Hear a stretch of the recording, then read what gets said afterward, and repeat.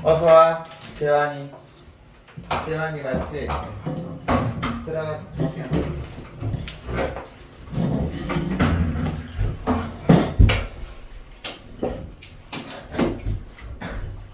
재환이 이거 책 봤고요.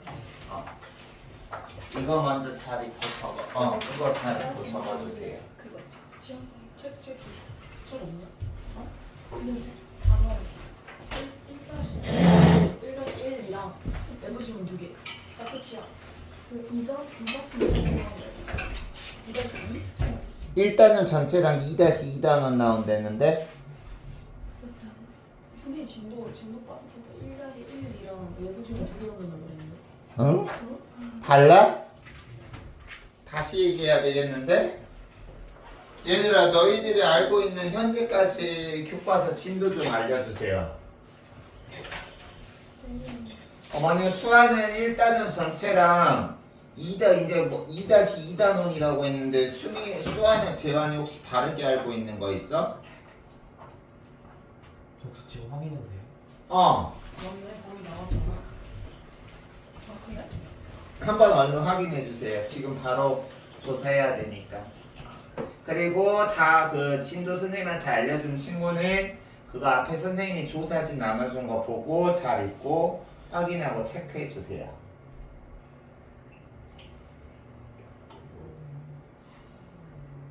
맞아. 1단원 전체랑 2-2. 네. 그래. 그렇게 해주시고 먼저 거기 조사지 먼저 작성해 주세요.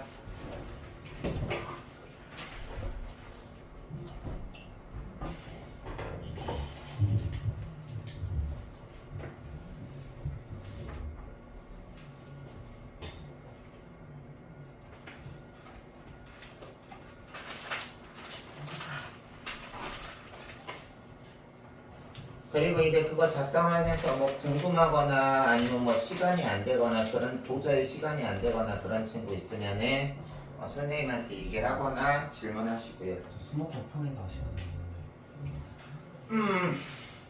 혹시 뭐 다른 거를 좀 이렇게 조정 불가능해? 네. 안 되는데.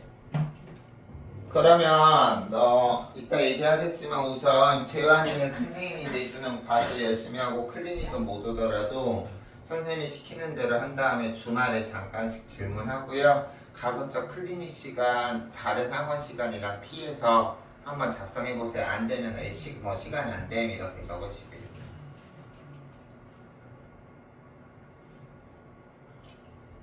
알겠지? 선생님도 이제 국어 학원에서 선생님 한지 올해 11월이 되면 11년째 되는데 수업도 중요하지만 클리닉이 사실 너희들한테 수업도 당연히 중요하고 보통 아이들이 이제 수업은 당연히 수업이니까 오지만 클리닉은 그냥 뭐 있겠어 하고 그런데 너희 클리닉 열심히 하는 친구들이 성적도 더 잘 나와요. 그건 선생님이 보증함. 고민하지 마. 다 쓴 친구는 선생님 주세요.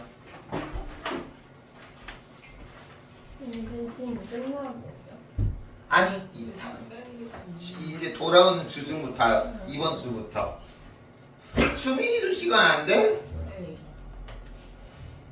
최대한 시간 빨리 내봐. 네. 알겠지? 약간 배정이 있어요. 아니야. 시간 내세요.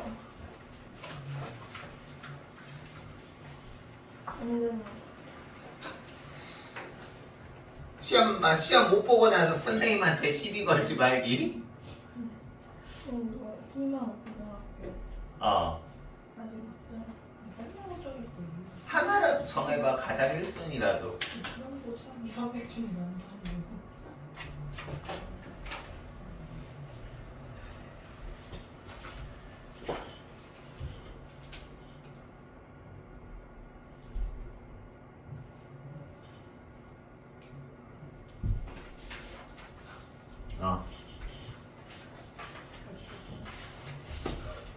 뭘 가지가지.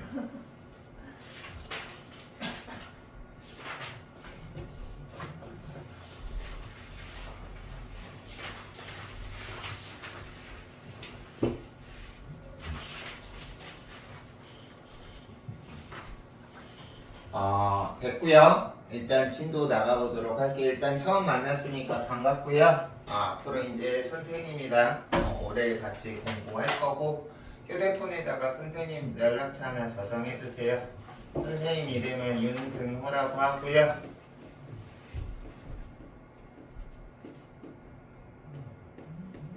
물론 사실 선생님한테 자주 연락할 일이 없으면 없을수록 좋아요. 그거는 이제 너희들이 수업 제때 잘 참여하고 이제 뭐 이런 것들 잘 따라왔다는 뜻이니까. 근데 뭐 부득이한 사정이 있거나 아니면 부득이한 사정이야 얘들아. 부득이한 사정이 있거나 뭐 질문이 수업적인 거에 관련해서 질문이 있거나 그럴 시에는 너희들이 학원으로 데스크로 전화하는 것도 좋지만 연락하는 것도 좋지만 선생님한테 너무 이른 시간이나 늦은 시간만 피해서 연락 주면 훨씬 더 좀 이렇게 원활하게 소통이 될 겁니다. 알겠습니까?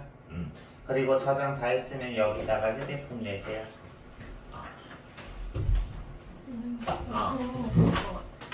그냥 될것 같아. 그러면 환영해. 선생님 클리닉 오는 친구만 예뻐해 줄 거야.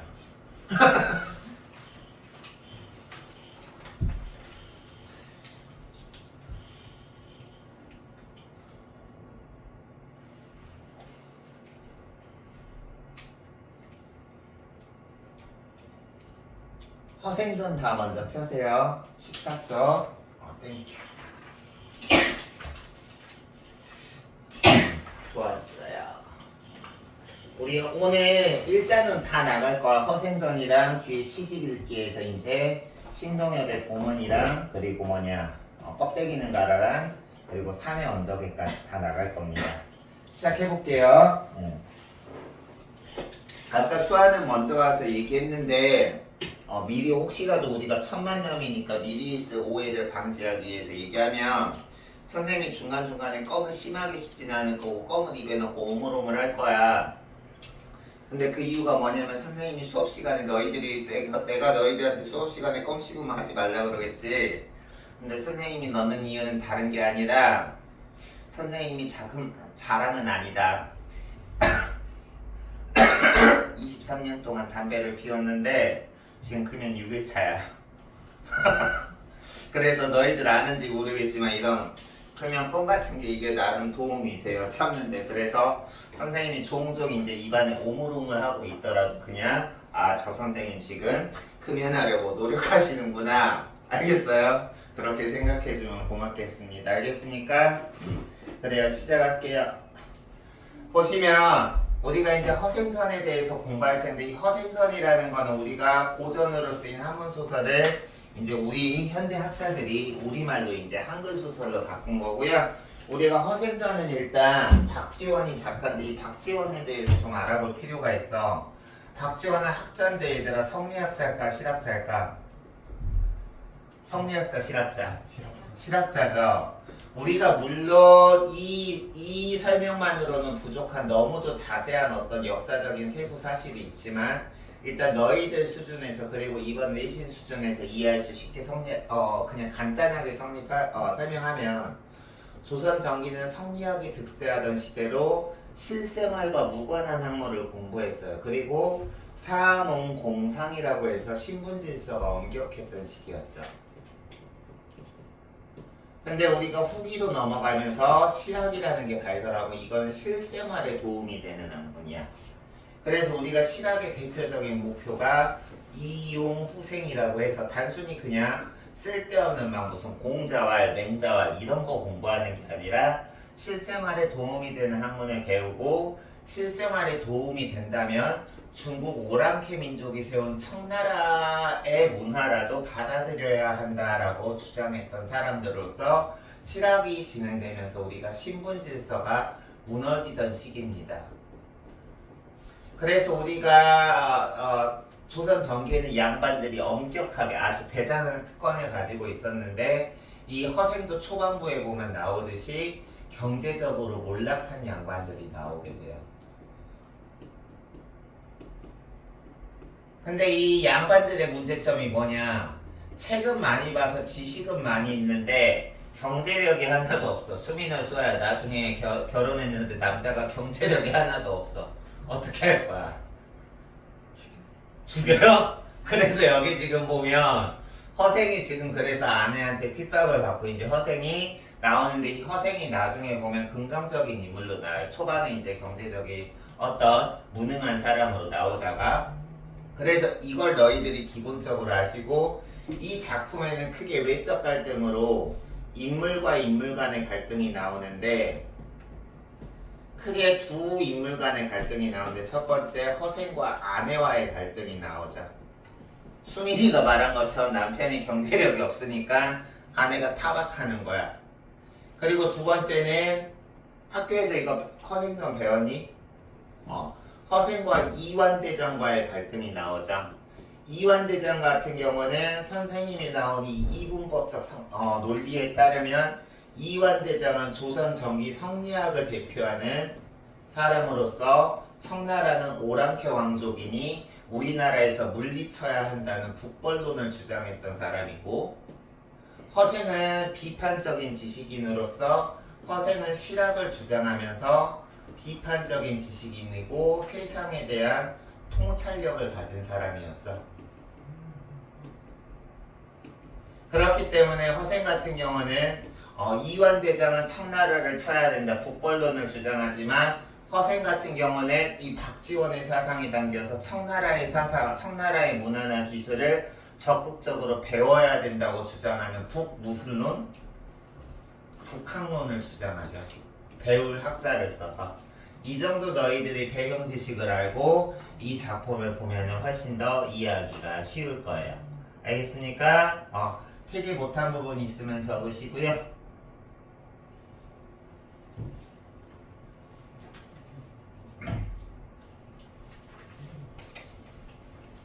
되셨어요? 시작할게요. 허생은 남산하의 목적골에 살았다. 남산문 밑자리로 가면 우물 이쪽에 뭐 서있고 허생은 길기 때문에 중요하지 않은 건 그냥 넘어갈게. 지금 여기 장소 묘사가 나와 있습니다. 그리고 여기 세 번째 줄 보면 집이라고 해봐야 비바람에 다 쓰러져 가는 초가집, 그게 허생의 집이었다. 허생이 사는 집의 외양 묘사를 통해서 허생이 얼마나 경제력이 없는 가난한 형편인지 알 수 있죠. 그리고 허생은 집에 비가 새고 바람이 드는 것도 아랑곳하지 않고 글 읽기만 좋아했다. 다시 말해서 허생이 이제 변하기 전까지는 집안일에 관심 없고 글 공부만 하고 경제적으로 무능한 사람이었던 거야. 알겠어? 그러니까 남편이라는 사람이 돈은 하나도 안 있고 인격 수양한답시고 뒤에 나오지만 10년을 목표로 공부하다가 7년째 지금 인격 수양을 목표로 글 공부만 집에서 앉아서 하고 있어. 그래서 아내가 삭바느질을 해서 그날그날 겨우 입에 풀칠을 했다. 즉 아내가 대신 생계를 이어가고 있는 상황이죠. 그러면 우리 수아수민이 했지만 이것도 하루 이틀이지. 남편이 계속 이러고 있으면 처음에는 하겠지만 남편이 7년 동안 글 읽기만 하고 있으면은 요즘 세대면 7년 동안 안 참죠. 그쵸? 그래서 여기 지금 보면 그래도 이거는 이제 조선 후기니까 당시에는 이혼이라는 게 무슨 큰 죄악시되던 사회였으니까 남편이 아내가 꼭 참아. 그러다가 어느 날 허생의 아내가 배고픈 것을 참다 못해 울면서 푸념을 했다. 당신은 글 공부하면 과거라도 봐서 관리라도 될 것이지 글을 읽어서 뭘 하길래 그렇게 17년 동안 돈도 안 벌고 공부만 하고 있냐라고 하니까 아무렇지도 않게 내가 아직 글이 서툴러서 그렇소. 7년 공부해놓고 글이 서툴다. 아직 나는 학문에 도달하지 못했다. 자기 수양의 목적을 두면서 글을 읽는 것이다. 그러니까 아내가 그러면은 공장 가서 물건 만드는 일도 못한다니까? 라고 하니까 내가 글만 읽었는데 어떻게 물건을 만들어? 그리고 그럼 장사치라도 하시지요 라고 해서 근데 우리가 이 장사치는 상인으로서 조선 전기에서 사농공상에서 신분의 가장 밑에 있는 사람이야.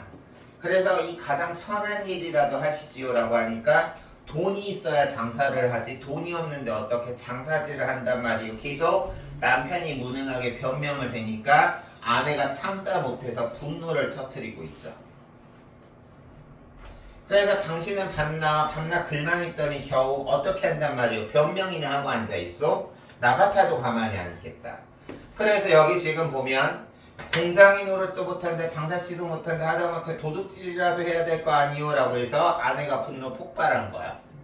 그래서 여기서는 지금 아내가 분노를 폭발한 거는 아내의 비판을 통해서 양반에 대한 사대부들에 대한 작가의 비판의식을 투영하고 있는 거예요. 작가가 대놓고 양반을 비판할 수 없으니까 소설을 써서 아내의 입을 빌려서 작가가 뭐냐 사대부 양반들을 비판하는 거죠. 됐어요? 그래서 여기 보면 허생이 이제 아내의 구박에 못 참고 일어났다. 아깝구나. 내가 처음에 글을 읽기 시작할 때 10년을 읽으려고 했는데 아직도 3년이 남았고 7년 동안 공부하면 바보 되겠다. 그래서 여기 보면 어쩔 거나라고 해서 이제 허생이 아내의 실책에 중단하고 집 나가서 변씨한테 돈 빌려서 사재기에서 돈 얻고 왕창 벌고 그거 가지고 자기 2, 3, 4일 버자고 막 도둑을 모아다가 이제 빈성을 하고 이야기가 전개되죠. 알겠어요? 그러면 우리 다음 넘어가기 전에 선생님이 중요한 내용 너희 교재에도 있지만 이런 부분 우리 중요하게 보셔야 돼요. 너희 교재에서 이런 것들. 허생 같은 경우는 가장임에도 경제적으로 무능하다. 이게 중요해서 비실용적이고 관념적인 성격, 즉 조선 전기의 성리학을 대표하는 인물이라면 허생의 아내는 무능한 가장 대신 생계를 유지하면서 요구한다. 실용적, 실리적 성격. 이 아내의 생각이 바로 작가의 의식과 같은 거야. 박지원 작가의 의식. 이게 바로 조선 후기 실학이죠.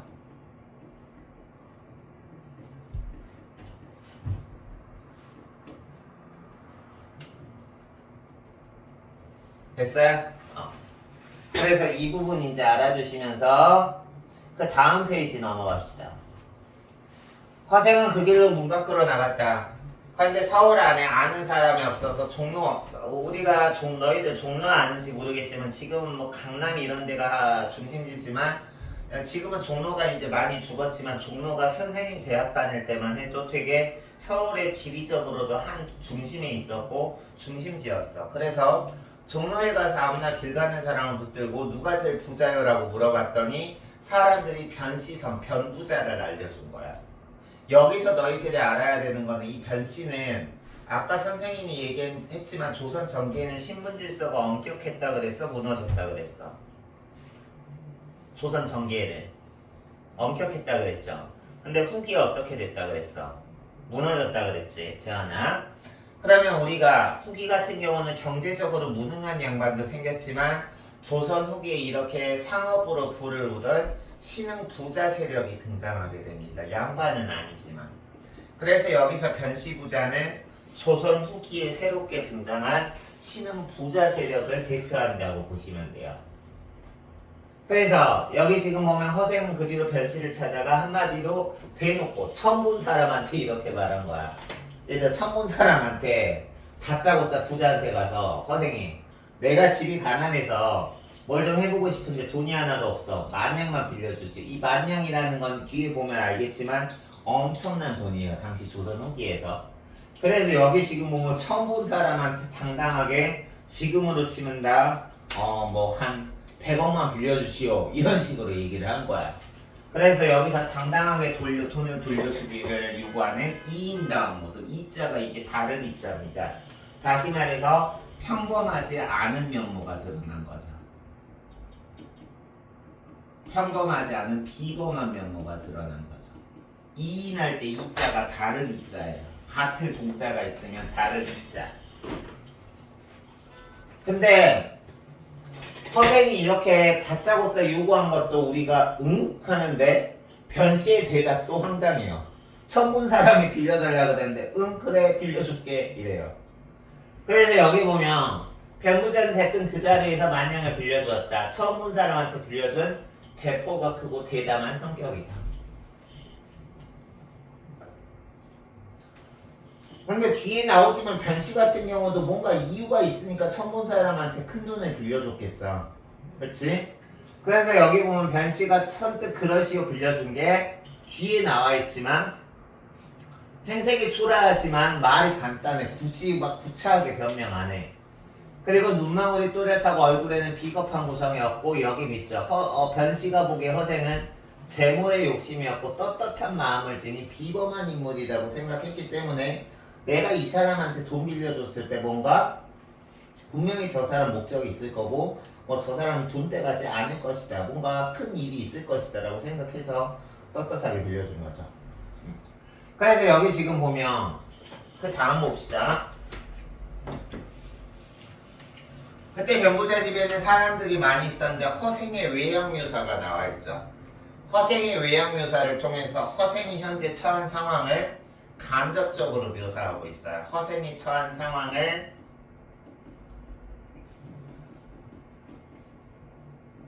간접 묘사하고 있죠.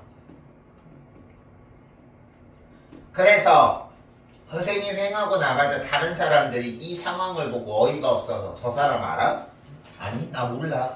모르는 사람한테 그냥 만냥 빌려줬어 라고 하니까 사람들이 아니 모르는 사람한테 썼는 만냥을 내주셨단 말이요 라고 해서 당연히 평범한 사람들 입장에서는 처음 본 사람한테 지금 돈으로 100억을 빌려줬다라는 거는 미친 짓이잖아.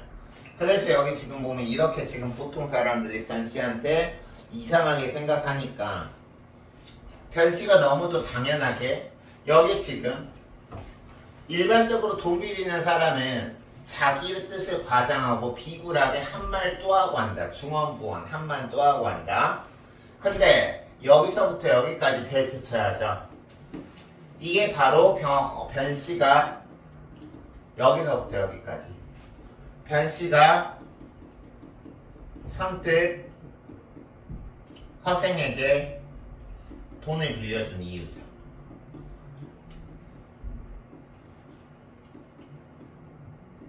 저 사람 보통 사람 아니다. 겉보기에는 허접해 보이지만 얼굴이 부끄럽고 비겁하지 않고 스스로 만족하고 이런 게 나는 처음 봤지만 눈에 보이더라. 그래서 내가 처음 보는 사람이지만 이렇게 다 떳떳하게 아니면 그 사람 믿고 그냥 빌려줬다는 거죠. 이해가요? 그래서 선생님이 이거는 이제 여기 수업과 관련된 내용은 아닌데 너희들끼리도 뭐 이제 작은 돈끼리 빌려주고 뭐 다시 갚고 하는 경우 있을 거고 너희들이 이제 어른 되면 누구한테 돈을 빌려달라고 할 때도 있을 것이고 누가 빌려달라고 요청을 받을 때도 있을 텐데 선생님이 삶의 진리 하나 알려줄게. 그 사람한테 어떤 사람한테 돈을 빌려줄 때 받을 생각하고 빌려주면 그 사람하고 인간관계 끊어집니다. 설령 가족일지라도. 웬만하면 너희들이 만약에 빌려주고 나서 그 돈 없어도 된다라고 생각하고 빌려주면 빌려줘도 되지만 그 돈 받을 생각하고 빌려줘야 되면 처음부터 안 빌려주는 게 맞아. 거절하는 게 맞아. 설령 가족 이후에도. 그냥 나 그 돈 빌려주고 나서 그 돈 안 받아도 돼. 나 사는데 먹고 사는데 지장 없어. 라고 생각을 하면 빌려줘도 되지만 받을 생각하고 빌려주면 인간관계 깨지고 신뢰관계 무너지고 안 좋은 일만 생기는 거죠. 그래서 여기 보면 그래서 그 사람을 한번 시험해보려 한다. 안 줄 거면 모르지만 줄 거지만 이름 알아서 내가 뭐 하겠냐. 이름 몰라도 된다. 그 다음에 허생이의 대화를 보면 고맙습니다. 굽신 보통 사람이면 이렇게 큰 돈을 빌려준 사람한테 고맙다고 굽신굽신해야 될 텐데 집에 들르지도 않고 곧장 안성으로 내려갔다. 여기서 안성은 지금 경기도 안성이에요. 근데 여기서 허생이 안성으로 간 이유는 지금 같은 경우는 교통이 요지라고 하면 대전쯤 될 거야. 대전에 호남선, 경부선 다 하고. 근데 이때만 해도 안성이 다양한 교통이 이렇게 맞물리는 교통의 요충지이자 안성이 물산과 사람이 많이 모이는 곳이어서 안성에서 자신의 뜻을 이루기 쉬울 거라고 여겼기 때문에 안성으로 간 거야. 지금 이제 경기도 안성시가 그렇게 큰 도시가 아니지만 이 조선 때만 해도 안성이 교통의 요충지로서 상당히 발달한 지역이라는 것을 알 수 있죠. 그래서 그 다음에 보면 안성은 경기도와 전라도 갈림길, 충청, 전라, 경상도의 길목이니까 내가 여기서 하면 그럼 자기가 만냥으로 과일드 사재기에서 10만냥으로 불리고 그 돈으로 나중에 제주도 가서 말총을 사서 그걸 또 100만냥으로 불리는데 처음 시작이 안성이 좋겠다라고 생각한 거야. 알겠습니까? 그래서 그 다음 보시면 여기 봅시다. 넘어가기 전에 허생과 변부자의 성격.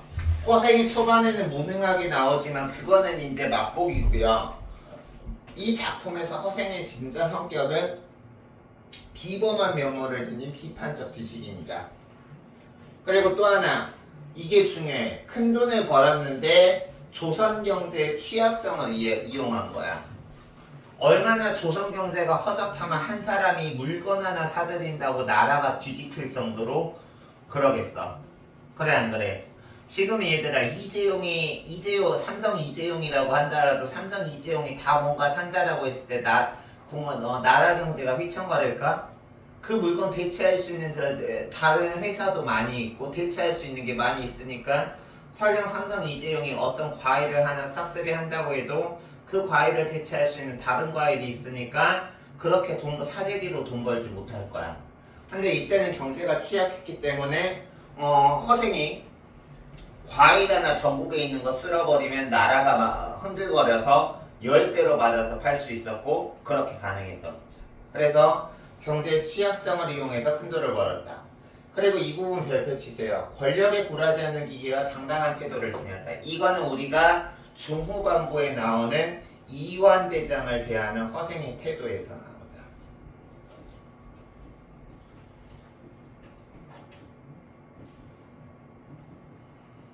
선생님이 아까 이완대장은 조선전기 성리학을 대표한다 그랬어? 조선 후기 실학을 대표한다 그랬어? 전기 성리학을 대표한다 그랬죠? 그런 조선전기 명분만 따지는 조선전기 성리학, 집권층의 무능과 허위의식, 이완대장을 비판하면서 아무리 이완대장이 국가의 당당한 권력을 지닌 사람이라도 그 사람 대놓고 무시할 수 있는 권력에 굴하지 않은 기계와 당당한 태도를 가진 사람이다. 됐어요? 변부자의 성격은 읽어보면 알 수 있을 거고요. 허생의 행동을 바탕으로 해서 박지원은 어떤 현실을 풍자했느냐. 첫 번째, 사재기에서 나라 경제를 좌지우지했다는 것은 조선이라는 나라 후기의 경제 구조의 취약성을 부여주고, 그리고 사재기가 우리가 적절한 합법적인 방법은 아니잖아. 그래 안 그래? 일단 너희들 특히 이제 여기 재환이는 남학생이지만 여학생들 중에 좋아하는 뭐 아이돌 있을 거고 유명한 아이돌 콘서트 매진하면 광클에도 매진하면 뭐 구입하기 힘들죠. 그럴 때 우리가 문제가 뭐냐면 매크로 이용해가지고 나쁜 사람들이 미리 그거 다 독점한 다음에 암표로 막 몇십 배로 팔잖아요. 그런 게 이런 거랑 비슷한 거죠. 그래서 여기 보면 이걸로 지금 비판하고 나서 사재기를 통해서 만냥이 10만 냥이 됐을 때 그 10만 냥 가지고 10만 냥을 가지고 도둑한테 돈을 한 n분의 1로 준 다음에 여자하고 소 가지고 다시 오라고 한 다음에 빈섬으로 데려가서 도둑들이 평민들처럼 가족 꾸리고 잘 살 수 있게 도와줬잖아요. 그게 바로 여기서 나라의 걱정거리를 없앨 수 있는 해결 방안을 제시한 거고, 그 다음 별표 치세요. 평범한 사람이 도둑이 될 수밖에 없는 사회 현실을 비판한다. 여기서는 도둑놈들이 도둑놈이 된 거를 그 개인의 어떤 인성의 문제로 비판하는 게 아니라 도둑이 다른 사람처럼 평범하게 살고 싶은데도 도둑질을 할 수밖에 없는 사회 현실을 비판하는 거야. 그리고 이건 도둑 같은 것을 도와줄 수 있는 실제 국민들에게 도움이 되는 것. 이게 실학의 모토라 그랬죠. 이용후생이. 그쵸? 그래서 이용후생의 실천을 강조해서 박지원의 실학사상이 이렇게 잘 나타나 있다. 여기 이 지금 교재 판서 자료로 나타나 있는 거 별표 치셔서 꼭 알아두시기 바랍니다. 됐죠? 그럼 다음 봅시다. 허생은 그 다음날부터 대추금 같은 과일을 다 사재해줬다. 그래서 파는 사람이 비싸게 불러도 일단 주라는 대로 다 주고 안 팔겠다라는 사람은 몇 배로 주고 사서 다 넣었더니 두 번째 문단 보면 과일이 나라에 다 동이나 버려서 사람들이 제사를 지을 수 없었고, 선생님 따라가자. 나라에 과일이 없으니 과일 장수들은 모두 다 허생한테 와서 네가 산 거 과일 좀 제발 우리한테 팔라고 해서 처음 값에 10배를 받고 팔았으니까 만냥이 10배가 돼서 허생한테 10만 냥으로 돌아온 거죠. 그래서 이제 그 다음에 보면 그 다음 허생에 대해서 별표. 여기 별표. 허생이 하는 말이죠. 겨우 만냥 가지고 내가 이 나라 경제를 쑥대밭을 만들어 놨으니 이 나라 형편이 어떤지 알만하구나. 이 대사는 허생이 사재기를 했다는 경제적인 불법 행위를 했다라는 걸 비판하는 게 아니라 나라의 경제가 얼마나 허접했으면 한 사람이 일했다고 나라가 무너지는 당시의 취약한 경제 구조나 그리고 화면 보시면 막 제사상 차리잖아. 제사 같은 거는 쓸데없는 죽은 사람을 기리는 허례허식의 풍조를 비판하는 관점이 드러난다. 이 대사에서 나타나 있는 작가의 문제의식 꼭 기억하세요. 됐어? 그리고 그 다음에 보시면 허생이 이렇게 탄식하고는 이제 제주도로 가서 10만 년 가지고 제주도로 가서 양반들이 쓰는 의복을 만드는 물건의 재료인 말총을 사들였더니 여기 지금 보면 이 말총, 가시나 망거는 다 양반들이 입는 거죠. 그래서 양반들이 써야 되는 게 훌배로 뛰니까 양반들이 체면을 지키기 위해서는 몇 배를 주고서라도 10배로 올라도 양반들이 체면을 지키려고 이거 살 거 아니야. 그러니까 10만 냥으로 말총 산 게 10배가 돼서 엄청난 돈 100만 냥을 모으게 되었다. 됐어요? 뭐 지금으로 지금 1조를 모은 거야. 근데 일단 지금 같은 경우는 한 개인이 1조 있다 그래도 1조 있으면 그 1조라는 돈이 엄청나게 큰 돈이지만 그걸 가지고 이 대한민국 남한에서 우리가 그 돈 못 쓰나? 쓰려면 다 쓰지. 그래 안 그래? 그치? 우리 강남 이런데 비싼 데 같은 경우는 하나에 막 7, 80억 한 채에 100억 하는 것도 있는데 그래 안 그래? 그래서 이제 나중에 보면은 내가 왜 이런 얘기를 하는지 알 수 있는데 100만 냥까지 모으게 됐다. 그 다음 보시면 허생이 이제 돈을 만냥에서 10만냥 그리고 10만냥에서 100만냥으로 모으고 허생이 바닷가로 나가서 늙은 뱃사공을 붙잡고 물었다. 영감 혹시 바닷물에 사람이 살만한 빈섬 없소? 라고 해서 여기서 지금 빈섬을 지금 물어보고 있는데 이 빈섬이 바로 허생의 목표를 이루기 위한 중요한 공간이죠.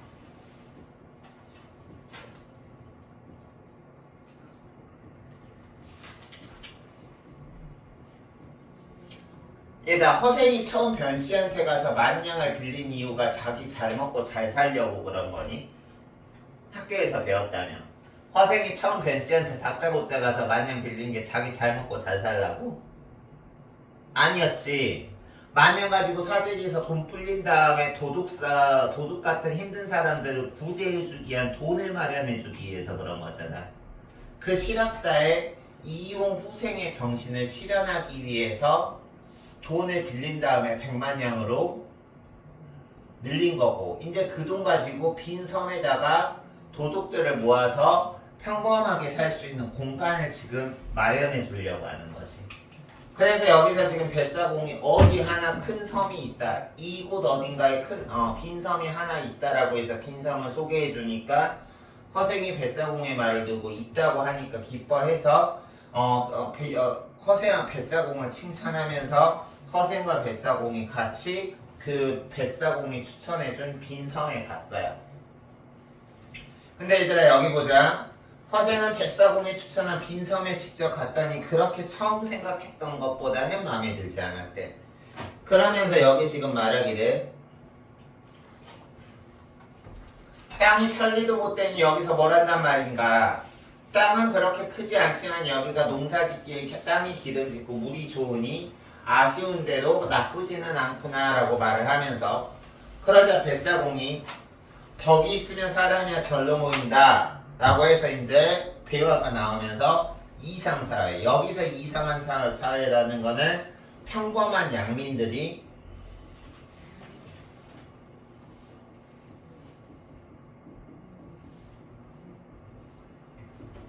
소박하게 잘 사는 사회죠. 됐습니까?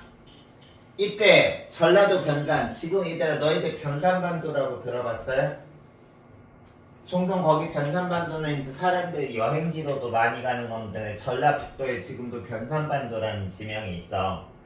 그래서 전라도 변산에는 떼도둑이 있었는데 국가에서 아무리 도둑을 잡으려고 해도 속수무책이었다. 지금으로 치면 조폭들이라고 생각하면 돼.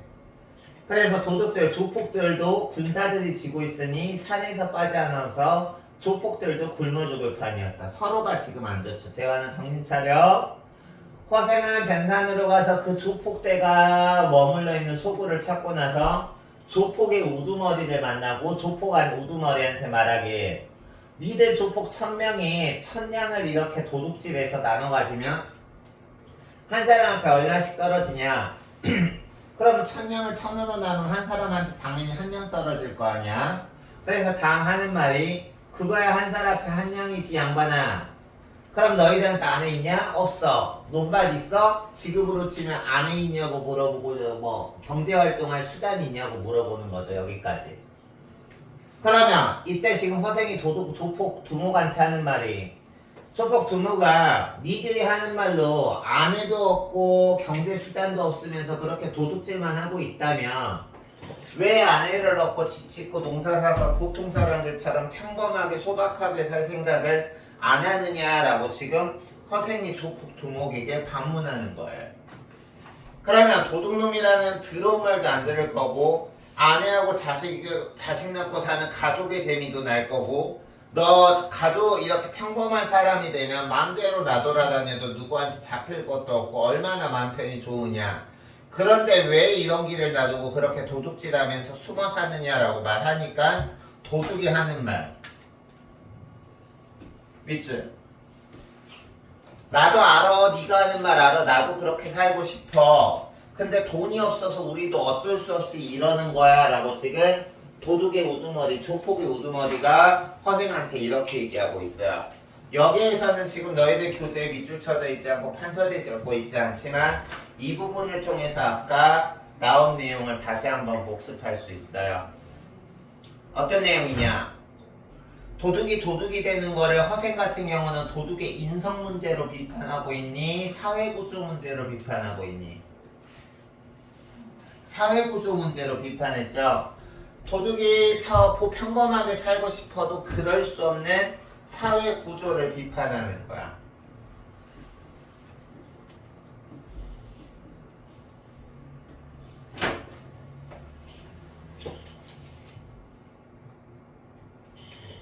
그래서 이제 여기 보면 판서 자료 보면 도둑이 이런 위기 상황, 또 여기 왼쪽 상단에 여기 판서 자료 보면 도둑대 해결의 속수무책인 나라에서도 해결을 못하는 거를 지금 우리가 보고 있는 이 부분을 통해서 도둑대를 설득시켜서 뒷부분에 이주시킨 다음에 이제 그 도둑들이 잘 살 수 있는 방법을 알려주는 것이 이야기가 후반부에 전개됩니다.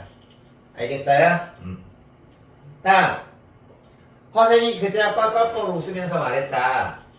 명색이 조폭이라는 놈이 도둑질이 없다, 도둑질 조폭한다는 놈이 돈이 없다는 게 말이 되냐? 그렇다면 내가 마련해 주겠다. 내 바닷가에 나오면 붉은 깃발 담배들이 보일 거고 거기에 돈이 엄청나게 있다. 내가 이렇게 마련해 놓을 테니 너희 조폭들, 너희들이 와서 갖고 싶은 만큼 가져가게 하고 그냥 가버린 거야. 그럼 도둑들 입장에서는 이 말 듣고 어떠겠어? 아싸 가오리 하겠어? 어이가 없겠어? 천군 허생이 이렇게 말하면 어이가 없겠죠. 그래서 도둑들은 모두 허생을 미친놈이라고 비웃었다. 왜? 지금 여기서 도둑놈은 허생이 어떤 사람인지도 모르잖아. 그럼 어떤 사람인지도 모르는 사람이 이런 얘기를 했으니까 황당하겠죠. 그래서 이제 그 다음에, 그러나 그 다음날 도둑은 그 미친놈 같은 허생의 한 말이 만에 하나 1%의 가능성이라도 혹시나 하는 마음에 갔더니 그게 미친 소리가 아니라 사실이었던 거야. 그러면 이제 도둑들이 허생을 대하는 태도가 어떻겠어? 똑같겠어? 돌변하겠어? 얘들아, 이렇게 지금 했으면 도둑이 허생을 대하는 태도가 같겠어? 완전히 바뀌겠어? 바뀌겠죠. 그래서 여기 보면 도둑들이 허생한테 바닥에 엎드려 절을 하면서 그저 장군님의 분부대로 따르겠습니다. 여기서 장군님은 누구야? 허생이죠.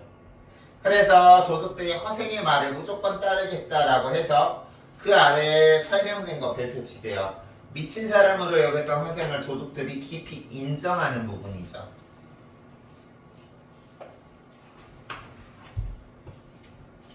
예를 들어서 이 선생님은 그럴 돈도 없지만 내가 예를 들어서 얘들아 너희들 이번에 시험 잘 보고 좋은 고등학교 좋은 명문대 가면 고려대 고려대 들어가면 선생님이 너희들한테 1억씩 줄게.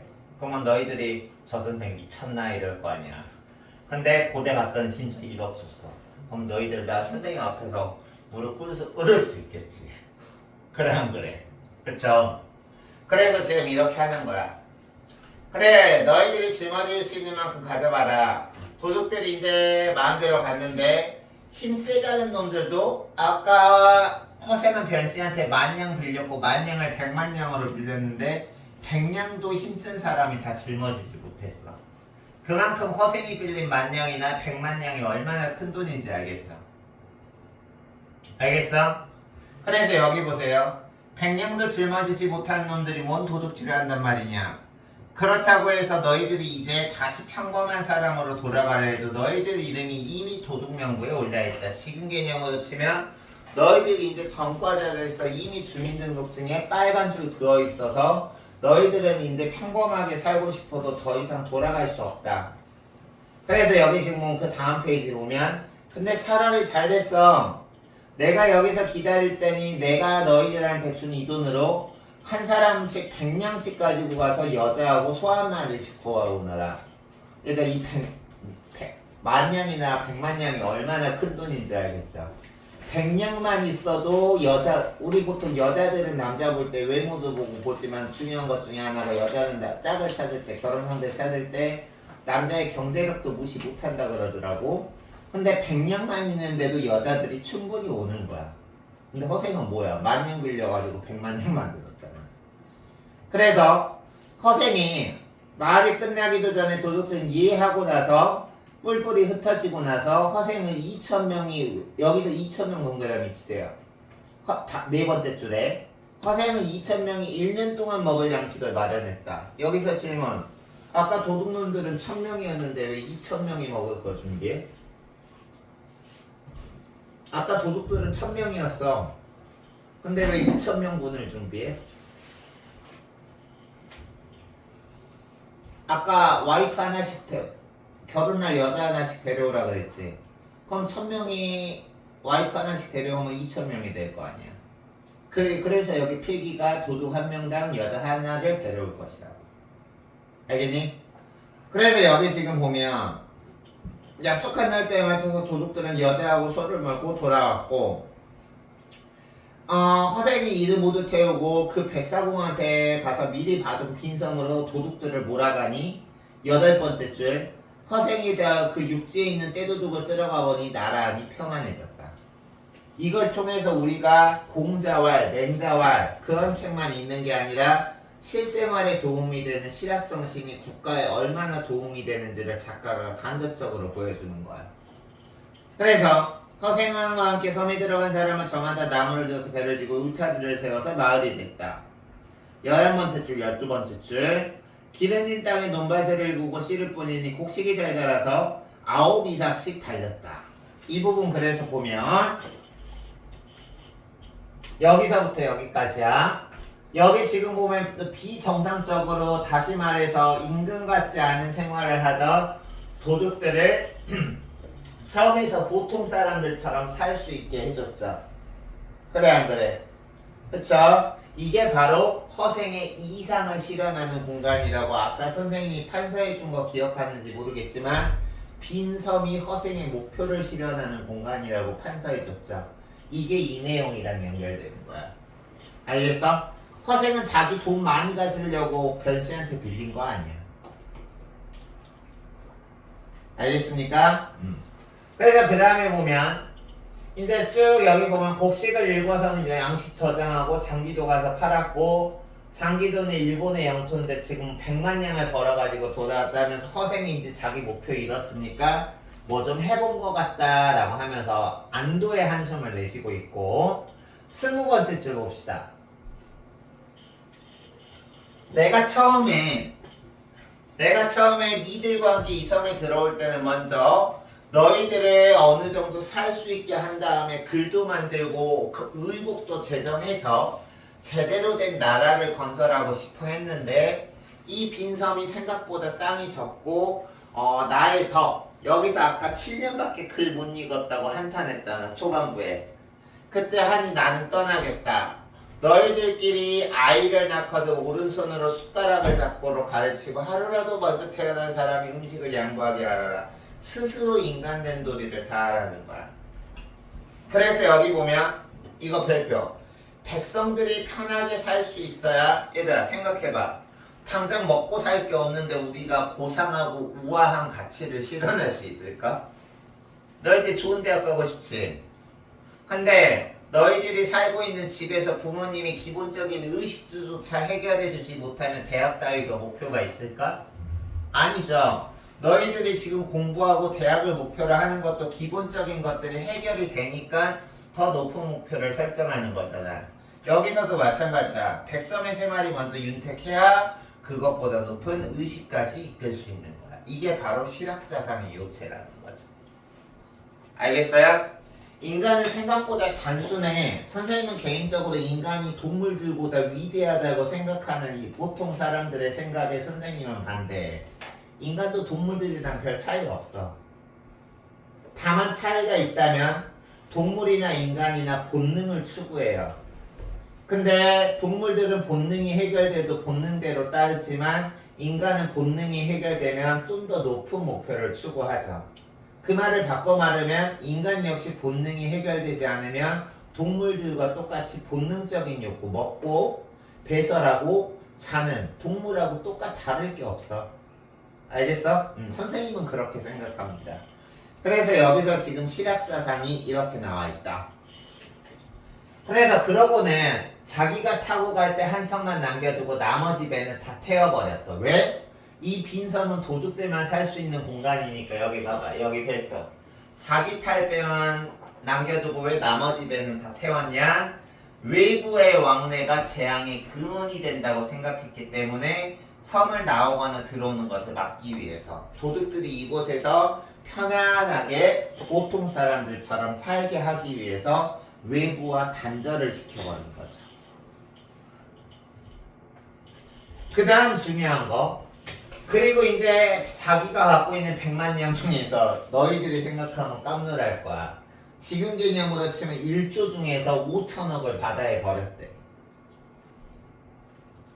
그래서 바다가 마르면 주워갈 사람이 있겠지. 그 다음 별표. 100만 냥이면 조선 땅에서도 다 써먹을 수 없는데 이 조그만 땅에서 100만 냥이 있어봤자 써먹을 거 없다. 그럼 여기서는 우리가 알 수 있는 관념이 뭐냐면 돈에 대한 허생의 인식을 파악해야 되는 거야. 알겠니? 질문해 볼게. 허생은 돈 자체를 부정하니? 아니죠. 돈 자체를 부정하는 게 아니라 필요 이상의 쓸데없는 돈을 재앙이라고 보는 거야. 알겠어? 그래서 여기 몇 쪽이냐면 지금 우리 밑줄치라고 한 거에서 한 페이지 앞으로 가서 이 내용도 중요해요. 재물과 지식에 관한 허생원의 생각. 그냥 단편적으로 허생은 돈을 안 좋아하는구나. 왜? 글 시작할 때도 집안이 개판이 돼도 아내한테 돈 벌게 맡기고 글이나 읽고 있고, 그리고 100만 냥 중에서 절반을 바다에 버리니까 허생은 돈 안 좋아하는 사람이야. 이렇게 생각하면 안 된다는 거야. 그래서 여기 보면 은 100만 냥 중에서 50만 냥을 버렸다. 이 부분 별표 쳐야죠. 돈 자체를 부정하는 게 아니라 재물이 지나치게 많은 것을 부정하는 것이다. 별표. 선생님도 이 생각에 100만 배 동의합니다. 내가 너희들한테 하나 전해주고 싶은 선생님의 가치관이기도 하지만 너희들도 그렇게 살길 바라는 마음에서 이 허생의 생각과 비슷하니까 얘기하면 돈은 인생에서 되게 중요한 수단이야. 근데 돈이 인생의 목적이 되어버리면 그 인생은 불행해져요. 무슨 말인지 알겠니? 인생에서 제일 중요한 게 돈이라고 생각하는 순간 그 사람의 인생은 불행해집니다. 돈이 인생의 목적이 돼버리면 부자가 될 수는 있겠지. 그럼 부자들은 무조건 행복해야 되겠네? 근데 너희들이 본지 모르겠지만 부자들은 행복하고 걱정 없을 것 같아요? 아니, 이상하게 부자들이 일반적인 평범한 사람들보다 행복하지 않고 걱정도 더 많아요. 그래서 여기 지금 보면 이거 별표 치시고요. 그 다음에 글을 아는 사람들을 베어태어 조선으로 돌아왔다라는 거는 봐봐. 인간이 지켜야 될 기본적인 덕목이에 이 지식이나 학문, 여기서 지식이나 학문은 특히 조선 전기에 쓰잘데기 없는 성리학을 얘기하겠죠. 이런 것을 재앙의 근원이라고 생각했다.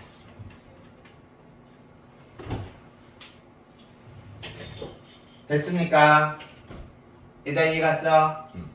그럼 다음 봅시다. 다시 22쪽으로 넘어가서 여기 지금 나와있지. 지나친 재물도 재앙이라고 생각하고 실생활에 쓸모없는 지식도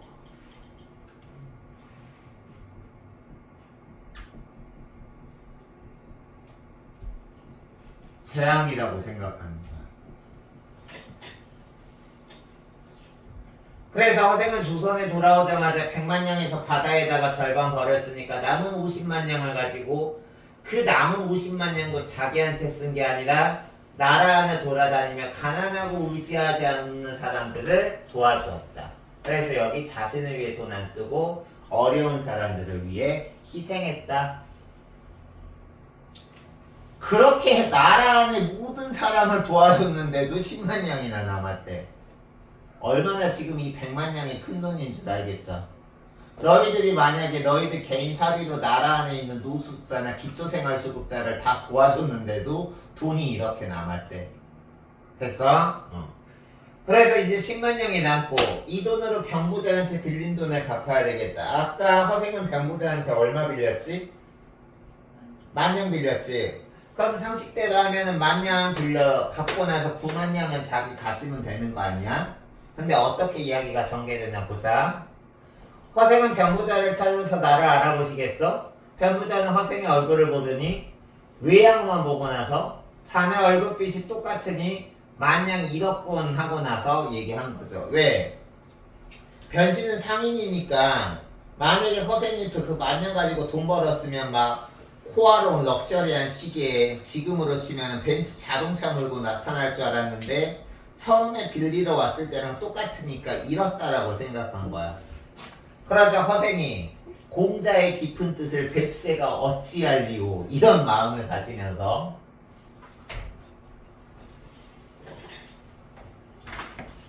재물 때문에 얼굴빛이 달라지는 것은 그대 같은 돈만 챙기는 장사치들이나 하는 것이요. 내가 니한테 빌린 10,000냥이 어찌 돌을 살찌워줄 수 있겠어. 여기서 돌하는 거는 인간의 돌이죠. 그래서 여기서는 지금 보면 돈보다는 인간의 도리 그리고 외양보다는 인간의 정신을 우위해주는 허생의 태도가 나타나 있다. 이용호생의 실학자적 정신을 가지면서도 인간의 도리를 중시하는 사대부의 정체성을 유지하고 있는 허생이다.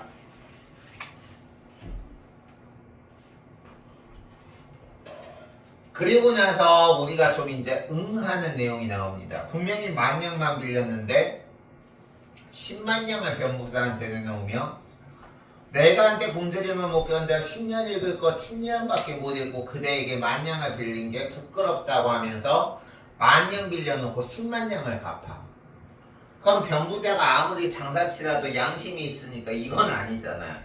자기는 10,000냥 빌려줬는데 10만 냥을 갚으니까. 그래서 여기 지금 보면 변씨가 허생원한테 자기가 빌려준 10,000냥에다가 10분의 1, 1,000냥만 이자로 바꿔서 11,000냥만 받겠다라고 하니까 허생이 화를 내면서 당신은 어떻게 나를 당신하고 똑같이 장사치처럼 계산으로 생각한단 말인가 라고 해서 10배로 갚아버립니다. 보통 사람 같으면은 아싸 가오리 하고 나서 나머지 89,000냥이나 90,000냥은 자기 가지고 잘 먹고 잘 갈 거 아니야. 근데 허생은 오히려 화를 내면서 10만 냥 줘버리고 가버렸다. 그럼 여기 봅시다. 허생이 병부자에게 화를 낸 까닭은 무엇인가? 만냥에다가 이자 1000냥만 갚으라라고 했을 때 왜 화를 냈냐? 밑줄 치세요. 장사치의 계산법에 따라서 허생을 대해서. 그걸 다시 말하면 허생은 장사치하고 다르게 돈이나 재물에 욕심이 없었는데 변씨가 일반적인 사람들처럼 자기가 돈과 재물에 욕심이 있다고 생각했기 때문에 화를 냈겠죠. 알겠어요? 선생님도 그다지 돈에 욕심 있는 사람은 아닌데 내가 만약에 허생이라면 빌린 사람이 이랬으면 아싸 가오리 하면서 나머지 89,000년 가가지고 평생 잘 먹고 잘 살았을 것 같아. 근데 허생은 그렇지 않다. 됐습니까? 얘들아 여기 봐봐. 여기 활동 더하기는 그렇게 중요하지 않으니까 넘어갈게. 아래 봅시다. 변보자는 허생을 잡아봐야 허생고집이 황소고집이라는 알고 조용히 허생의 귀를 캤다. 허생은 곧장 남산안에 골짜기로 들어가더니 초가집으로 들어갔어. 그래서 변씨는 지금 차마 이 초가집이 허생이 사는 집일 거라고는 상상을 못하고 길가에서 우물가에 빨래하고 있는 할멈한테 저 쓰러져가는 집이 누구 집이냐고 물어보니까 할머니가 저 집이 바로 네가 돈 빌려준 허생원 댁이야. 가난한 살림에 늘 글만 있더니 하루아침에 집을 나가 5년이 지나도록 안 돌아왔다. 아까 이제 초반부에 아내의 성화에 못 이겨서 글 박차고 나왔잖아. 그러고 나서 5년 동안 지금 우리가 지금 공부한 허생의 이 어떤 미션이 이루어진 거죠. 그래서 세 번째 줄 보면 안사랑 와이프 혼자 남아 집 떠난 그날을 제삿날로 알고, 즉 와이프는 남편이 집 나가서 무슨 일 겪어서 죽은 줄 알았던 거야. 왜? 5년이나 안 들어오니까. 그래서 거기 지금 보면 여섯 번째 줄 보면 병부자는 그제서야 손님의 성이 내가 변씨가 돈 빌려준 사람이 허씨라는 것을 알고 돌아갔다. 이튿날 병부자는 허생한테 받은 10만 냥을 가지고 허생한테 가서 다 돌려주려고 했는데 허생이 열 번째 줄 보면 받지 않으면서 이렇게 얘기해요. 어이 병부자, 내가 당신 장사치처럼 부자가 되고 싶었다면 굳이 100만 냥 중에서 50만 냥 버리고 나머지 50만 냥 중에서 나라에 힘든 사람 다 도와주고 10만 냥을 받겠소? 전 그렇다면 변씨 자네가 정말 나를 도와주고 싶다면 밑줄 치세요. 내가 이제부터 그에게 의탁하고 밥을 먹겠으니 자주 와서 나를 좀 돌봐주시오. 그저 식구수와 양식과 옷을 대어주면 그만이오까지 밑줄 치세요. 허생이 변씨에게 요구하는 건 뭘 요구하는 거야? 엄청난 돈? 아니죠. 그럼 뭘 요구해요? 자기가 글 공부하는데 지장 없을 정도의 기본적인 의식주만 요구하는 거지. 알겠어요? 오케이? 그래서 그 다음에 보면 그 이상의 헛된 재물을 가지고, 여기서 그 이상이라는 거는 자기가 글 공부하는데 지장이 없는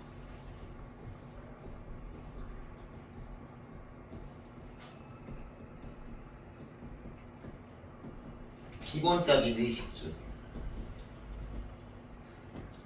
이제 너희들이 선생님 처음 보고 나도 너희들을 잘 모르지만 너희들도 나를 잘 모르니까 선생님이 이제 좀 얘기하면 이 허생이 하는 말이 선생님의 생각하고 비슷해. 선생님 올해 나이가 43 됐거든.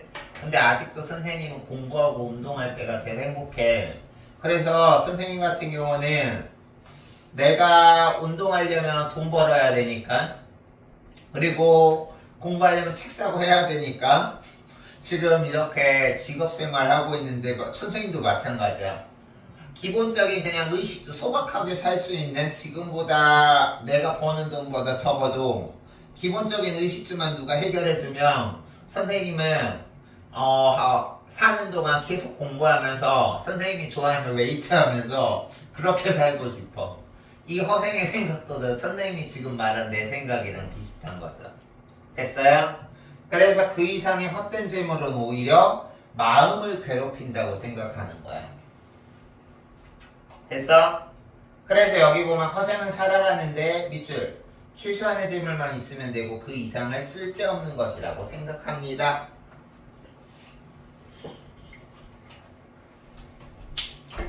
그래서 변부자가 가든 말도 허생을 설득해서 도와주려고 해도 허생은 고집을 굽히지 않았다. 그 다음 봅시다. 변부자는 그때부터 허생의 집에 양식이나 옷이 떨어질 때가 되면 찾아가 도와줬다. 기본적인 의식주를 해결해주면 기쁘게 받아들였지만 그 다음 별표 조금이라도 많이 가지고 가면, 여기서 조금이라도 많이 가지고 가면이라는 거는 여기서 그 이상의 헛된 재물을 이렇게 표시하면 되겠죠. 그 이상의 헛된 재물을 가지고 나면 금세 화를 냈다. 그러면서 하는 말, 어째서 나한테 재앙을 떠안기를 하는 것이요. 즉 허생은 필요 이상의 재물이나 쓸데없는 재산을 아싸 가오리 하면서 기뻐하는 게 아니라 재앙이라고 생각하는 거야. 그래서 여기 이거 별표 치세요. 돈에 대한 허생의 인식.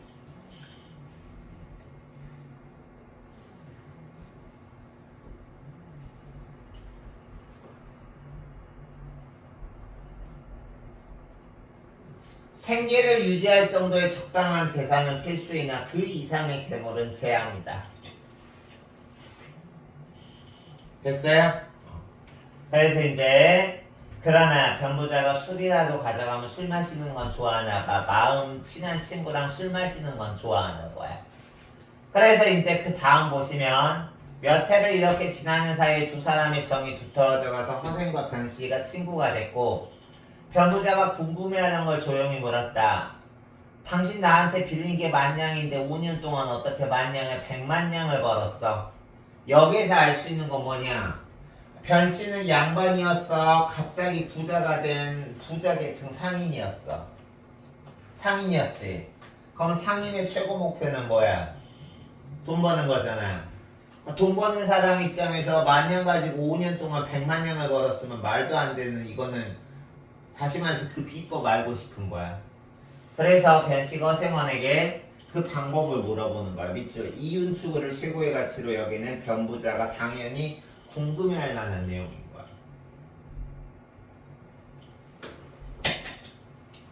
그러자 변씨가 허생이 말하길, 그거 어렵지 않아. 우리 조선은 외국과 무역이 적고 수레가 나라 안을 두루 다니지 못하는 까닭에, 즉 교통이 불편한 까닭에 모든 물건이 이렇게 무역이 쉽지 않고 거기서 난 거를 자급자족하는 생활이라고. 1,000냥은 적은 돈이니 지금 여기서 봐봐.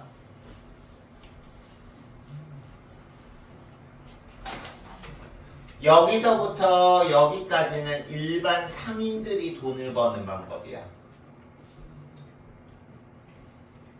일반 상인들은 1,000냥은 부족하니까 그걸로 나처럼 몽땅 고가의 한 가지 물건은 독점할 수 없으니까 1,000냥을 열로 쪼개서 100냥씩 나눈 다음에 100냥으로 10가지 물건을 골고루 사서 단위가 적으면 돈을 굴리기 쉬우니 한 가지 100냥으로 한 가지 산 거에서 실패를 봐도 다음 9가지로 재미를 볼 수 있다. 이게 일반적인 변씨가 하는 방법이나, 그러나 자기가 한 방법은 이거라는 거지. 봐봐.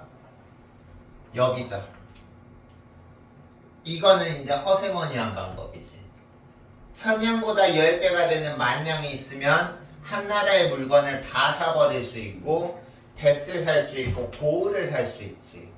그럼 이거 같은 경우는 이렇게 한 가지 물건을 사재기로 독점을 해버린다면, 칠판 봐봐. 한 가지 물건을 사재기로 독점을 해버린다면 장사치들도 어떻게 할 수 없어서 그 물건값을 10배로 받고 팔 수가 있다. 따라서 여기 봐봐. 10,000냥을 가지고 100,000냥을 버는 것은 어렵지 않다 라고 하면서, 그러나 별표, 내가 한 이 방법은 백성들을 못 살게 하는 방법이다. 왜? 하나가 독점해버리면 백성들은 비싼 값 주고 사야 되잖아. 알겠어? 그래서 만약 나란 일을 맡은 사람이 나 같은 방법을 쓰면 나라가 망할 것이다 라고 함부로 쓰면 안 된다라고 얘기한 거야. 됐습니까? 그럼 여기 봅시다. 돈과 사재기에 관한 허생의 인식과 태도. 선생님이 아까 너희들한테 얘기한 거랑 똑같아. 돈은 사는데 되게 중요한 수단이지만 적당해야 된다. 목적이 되면 안 된다. 그래서 선생님이 말한 거랑 똑같아. 돈이 인생에서 중요한 수단이지만 목적이 돼서는 안 된다 그랬잖아. 이게 이거죠. 쓰잘데기 없는 많은 재물은 마음을 괴롭게 해서 재앙이 된다. 근데 이게 선생님이 이렇게 되게 멋있는 말 하잖아. 근데 사실 나도 돈 좋아해. 그래서 여기 보시면 그 다음 사재기에 관한 태도 보면 모든 물건이 한 자리에서 나고 한 자리에서 나는 조선이라는 거는 봐봐.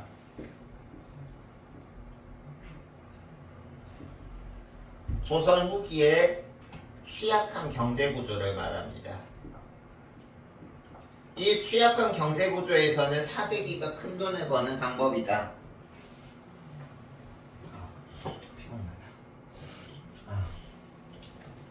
근데 이건 백성들을 힘들게 하니까 나란 일을 하는 사람들이 함부로 이 방법을 쓰면 안 된다라고 이제 경고하고 있죠. 됐어요? 다음.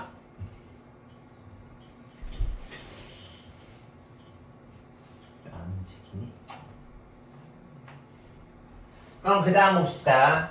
변부자는 이 말을 가만히 듣고는 다시 물었다.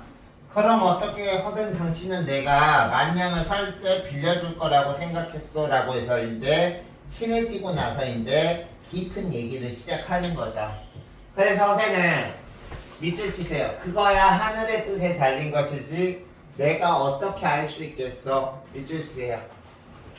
이 말을 통해서 허세는 변씨한테 만냥을 빌려달라고 했을 때 기대를 안 하고 갔다라는 걸 알 수 있어. 그냥 운명에 맡기고 변씨가 빌려주면 정말 고맙게 내 목표를 실현할 거고 빌려주지 않으면 그냥 이게 내 운명이다 보다 하고 다른 방법을 찾았겠죠.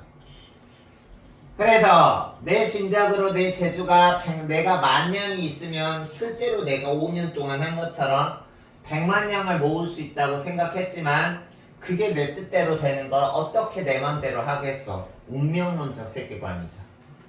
알겠어? 선생님도 10대 때나 20대 때는 어떤 생각을 가졌냐면 운명을 믿지 않았어요. 재환이 오늘따라 첫 수업 왜 이렇게 졸지? 선생님도 10대나 20대 때는 내가 노력하고 내가 열심히 하면 모든 게 내가 원하는 대로 이루어질 거라고 생각했거든. 근데 이제 한 살 한 살 먹으면 먹을수록 이런 생각이 확고해졌어. 내가 원하는 100가지 중에서 한 가지만 이루어져도 그거는 복 받은 거야. 사람 일은 뜻대로 안 되는 거야. 허생의 운명론적 세계관. 알겠어? 그래서 여기까지 얘들아. 여기까지는 허생의 운명론적 세계관이고요. 내가 하는 수업도 마찬가지야. 나 지금 이렇게 몸 안에 있는 모든 에너지를 써가면서 수업하지만 너희들이 내 수업을 좋아할지 말지는 내 뜻대로 되는 거 아니야. 어떨 때는 내가 기를 쓰고 해도 나를 싫어하는 사람은 싫어하고 내가 어떨 때 좀 피곤해서 좀 힘들게 수업해도 나의 그런 모습까지도 좋아해주는 학생들도 있고 그게 선생님의 뜻이니? 아니잖아. 그쵸? 그래서 여기 25번째 줄 보면 변부자는 허생의 말을 듣고 참으로 감탄했다. 자기 같은 상인은 상상도 못할 백포고 도량이었고 변부자는 허생같이 이렇게 능력 있는 선비가 초야 어떤 시골 바닥에 묻혀있는 것이 안타까웠다라고 해서 지금 여기 바야흐로 지금 사례보들은 남한산성의 치욕을 씻으려고 했어. 여기서 남한산성의 치욕은 청나라가 우리나라를 쳐들어와서 우리나라 왕이 남한산성으로 피난간 사건을 말해. 알겠어? 근데 일단 필기할 거 있으면 하시고요. 근데 얘들아 우리나라는 예전부터 중국에 사대했잖아. 중국을 숭상하고 중국에 조공하며 지냈잖아. 우리나라 역사에서. 근데 왜 중국 청나라가 쳐들어온 거를 치욕이라고 표현했을까? 우리나라는 얘들아 조선시대에는 중국을 숭상했는데 중국에서 혹시 중국 좀 알고 있는 친구 있는지 모르겠지만 선생님은 제일 잘하는 외국어가 중국어, 그 다음에 영어, 그 다음에 이제 러시아어, 국어는 국어 선생님이니까 그거는 말할 필요 없고요. 선생님이 이제 중국과 이중전공하고 중국 문학 석사까지 했는데 그래서 중국을 선생님은 좀 중국어도 그렇지만 잘 아는데 이거는 중국을 잘 알지 못해도 너희들이 역사를 배우면 알 수 있는데 우리나라 조선시대에서는 한족이 세운 중국 왕조에 대해서는 충성을 다해서 바쳤어요. 근데 오랑캐 민족이 세운 원나라라든가 징기스칸이라고 들어봤죠? 오랑캐 민족이 세운 원나라라든가 이 청나라 같은 경우는 중국의 오랑캐 민족인 만주족이 세운 나라야. 이렇게 오랑캐족이 세운 중국 나라는 대놓고 무시했어. 알겠어?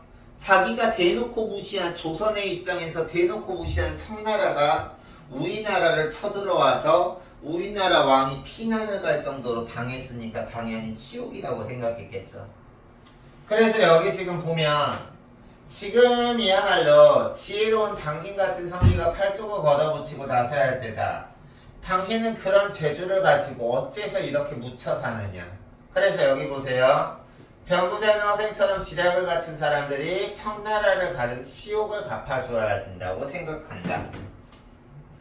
그럼 여기서 질문. 이 청나라에게 받은 치욕을 갚아서 청나라를 무찔러야 된다고 하는 생각은 오늘 수업 첫 시간에 말했던 이완대장 같은 조선전기 성리학자들이 가졌던 국벌론이니 아니면 허생 같은 실학자 정신을 가진 사람들이 가진 청나라를 배워야 한다고 한 북학론이니 북벌론이죠. 알겠어요? 청나라를 쳐야 된다고 생각했던 거야. 근데 아까 선생님이 인물과 인물 간의 갈등에서 말했지만 이 작품에서 두 가지 중요한 인물 간의 갈등이 하나가 허생과 아내와의 갈등, 이제 좀 이따가 나오는데 허생과 이완대장의 갈등이 나오는데 허생과 이완대장이 갈등하는 이유가 바로 이거죠. 이완대장은 성리학자니까 북벌론을 주장하는데 허생은 실학자의 정신을 가졌으니까 북벌론이 아니라 청나라라 오랑캐 민족이라 하더라도 청나라가 지금 우리나라보다 나으니까 배워야 된다라고 했던 북학론을 주장했으니까 당연히 이완대장하고 갈등을 일으킬 수밖에 없겠죠. 됐어요? 그래서 여기 보면 허생이 이제 예로부터 지낸 사람이 한둘이요 나 같은 사람이 한둘이 아니다. 나뿐만 아니라 더 세상에 뛰어난 훌륭한 사람들도 때를 만나지 못해서 산속과 바닷가에 묻혀 세월을 보내는 사람이 많다. 즉 훌륭한 인재가 있어도 나라에서 나라를 책임지는 사람이 훌륭한 사람을 제대로 뽑지 못해서 산속에서 썩고 있는 사람들이 많다라고 말하면서 여기 별표 오늘의 국정을 맡은 자들이 그릇을 알만하지 않소. 즉 인재가 있어도 그 인재를 제대로 쓰지 못하는 국정을 맡은 국정 책임자들을 비판하는 거야. 인재가 있으면 뭐해? 그걸 잘 써야지. 지금 혹시 여기에 프로야구 응원하는 팀 있는 친구 있어요? 선생님이 응원하는 팀은 작년에 12번째 우승했다고 올해 지금 롤러코스터 자이로드로처럼 수직낙하해가지고 지금 선생님이 그 감독 되게 싫어하거든? 팀 멤버가 아무리 좋으면 뭐해? 감독이 그거를 제대로 못 쓰는데 똑같은 거야. 수민이가 뭐 좀 하는구나. 어딘지 대번에 알겠죠? 어디 겨우 포도시 이겼더라. 하나도 기쁘지 않아. 선생님이 요즘 스포츠 기사 볼 때는 선생님 그래서 티빙도 끊었어. 볼 필요가 없어. 그래서 여기 지금 보면 선생님은 요즘은 보는 게 이봉호 감독 사퇴 기사 언제 나오나 들어봐요. 그래서 여기 지금 보면 인재는 많지만 그것을 제대로 쓰지 못하는 책임자들을 비판한다. 너무 비유가 적확했죠. 그래서 그 다음 보시면 나는 그 멤버로 이렇게 팔구둥하는 것도 진짜 신기한 것 같아. 난 장사에 재주가 있는 사람으로서 내가 번 돈이 구황에 머리를 살 수 있을 정도로 돈을 많이 벌었다. 근데 그것을 100만 냥 중에 절반 50만 냥을 바다에 던져버리고 온 것은 밑줄 마땅히 써먹을 데가 없다. 일단 지금이 1조 있어도 아까 말한 것처럼 자기가 쓰려면 우리나라에서 평생 동안 1조 쓸 수 있잖아. 그래 안 그래? 좋은 차 몇 대 사고 강남에 좋은 집 몇 채 사고 뭐 충분히 쓰고 남잖아. 근데 마땅히 써먹을 데가 없대. 이걸 통해서 비판하는 거 조선의 경제가 취약하다.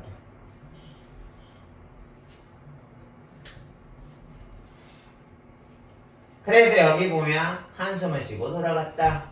여기서부터 이제 허생과 이완대장이 만나는 계기가 됩니다.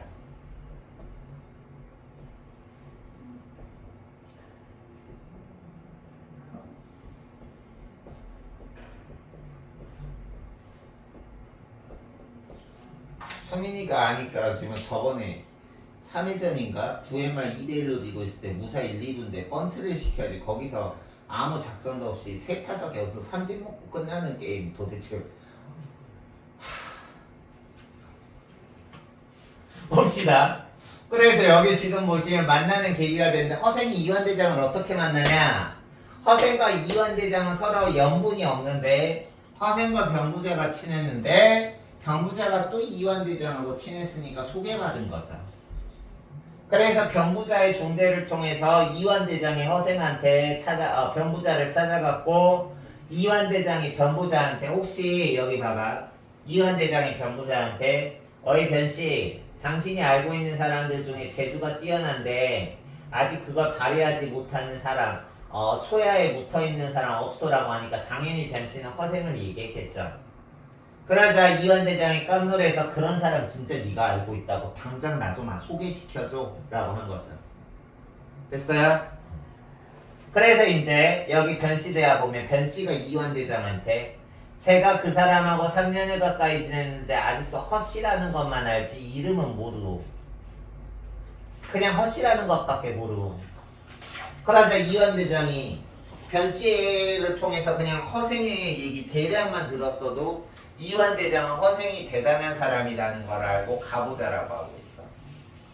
그래서 밤이 되자 이완대장은 자기의 군 부대원들을 다 물리치고 병부자하고 같이 그 부대원들 다 필요 없어. 그냥 이완대장이 나 혼자밖에 하면서 변씨하고 허생집을 갔는데 여기 봐봐. 병부자가 이완대장은 이제 소개받았으니까 대놓고 가져갈 수는 없으니까 병부자가 이완대장을 문 밖에 기다리게 한 다음에 병부자가 허생한테 이완대장 얘기를 했어. 북벌계획에 동참시키려는 거야. 청나라를 치자는 거. 그러면 허생은 그 이완대장의 계획이 마음에 들겠어 안 들겠어? 안 들겠죠. 그래서 여기 보면 허생은 병부자의 말을 들은 채 만취 하면서 그냥 술병이나 내오라고 하면서 변씨하고 술 마시고 있어. 그 나라의 엄청난 권력자인 이완대장을 밖에서 문전박대하고 있는 거야. 알겠어?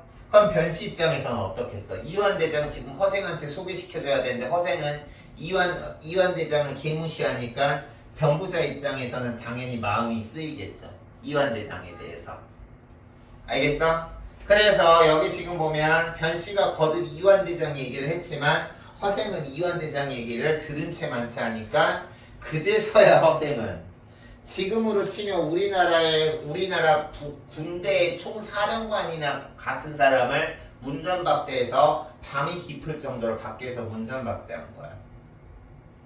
그래서 여기 보면 왕을 호위하는 군부대의 대장인 이완대장조차도 개무시하는 권위나 권력에 아랑곳하지 않는 허생의 모습이 나타납니다.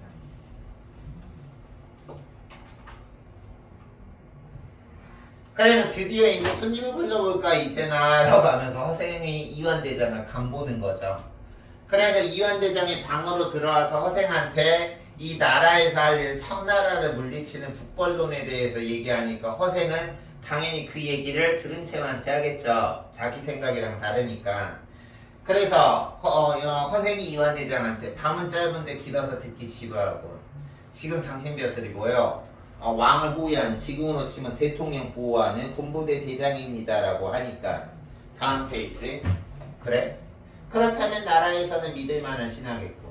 그렇다면 당신 같은 위대한 국정 책임자가 내가 제갈공명 같은 위대한 인재를 추천하면 상고초려해서 별표 상고초려해서 그런 인재를 모실 수 있겠어? 라고 하니까 그건 어렵겠습니다. 임금이 친히 거동하는 것이 쉽겠습니다. 라고 해서 첫 번째 제안을 이완대장이 거절해요. 그러자 허생은 두 번째라는 것은 뭐로라고 하면서 다시 변씨랑 술만 마시고 있고, 그러자 이 대장이 거듭거듭 두 번째 계책을 말해주시오라고 하니까 허생이 마지못해서 두 번째 계책을 무슨 얘기를 하느냐. 여기 봅시다.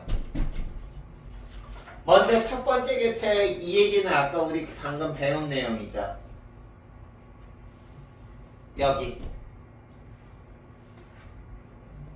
그래서 지금 이완대장은 인재가 필요하다 그러고 하면서 인재를 등용할 계책을 허생이 얘기해 주니까 정작 그거는 안 된다라 그래.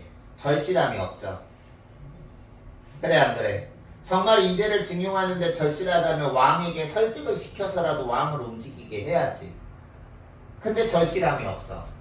그래서 두 번째 계책으로 이제 그 뒤에 나오는데, 우리 다음 페이지에 나오는데, 멸망하여 조선으로 망명한 명나라 자손들에게 종실의 딸 자산 나눠줄 수 있는가?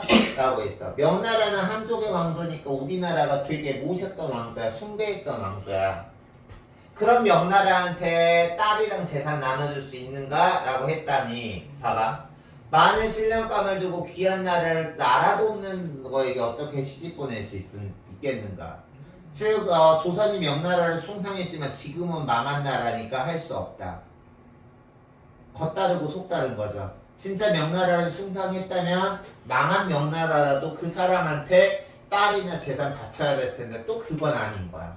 역시 절실함이 없어요. 이완대장은. 그러고 세 번째 계층, 남의 나라를 치고자 한다면, 네 말대로 북벌계획해서 청나라 치고자 한다면 청나라에게 첩자를 간첩을 보내야 하는 법이니 젊은 선비나 상인들을 변장하고 들어가 청나라를 염탐하게 할 수 있는가라고 세 번째 계책을 말했더니, 이완이 사대부들은 서로 몸을 삼기고 허례거식 예법을 지키고 있는데 누가 감히 청나라 같은 오랑캐 왕족에 들어가서 머리를 깎고 청나라 옷을 입히겠는가. 말만 해야 된다고 하면서 그 대책을 제시하면 안 된다고 변명만 늘어놓고 있죠. 알겠어? 그래서 여기서 알 수 있는 거는 허생이 내놓은 계책에 대해서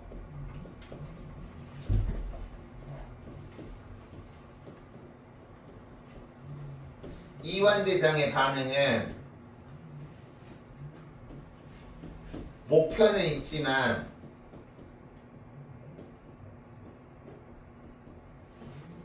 있지만 절실함이 없는 거야.